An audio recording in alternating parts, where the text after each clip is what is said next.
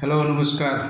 বাচ্চা মা বাবাদেরকে বলছি, তাদের হচ্ছে যদি ডাক্তার আপনার ছোট বাচ্চাকে সিরাপ অর্ডার করে ওষুধ খাওয়ানোর জন্য, তাহলে সিরাপের বোতলে এরকম একটা ড্রপার আছে। তো ডাক্তার অর্ডার অনুসারে কত পরিমাণ নেবে এইটুকু নিয়ে কীভাবে খাওয়াবেন, গালে এক পাশে এটা ঢুকিয়ে আস্তে আস্তে চাপ দিয়ে দেবেন, অন্য বা আর এক পাশে এইভাবে দিয়ে খাওয়াবেন। ডাইরেক্ট সরাসরি এরকম চাপ দেবে না, কারণ দিলে হঠাৎ করে শ্বাস না দিয়ে ঢুকলে নিউমোনিয়া হয়ে যেতে পারে, শ্বাসকষ্ট হতে পারে।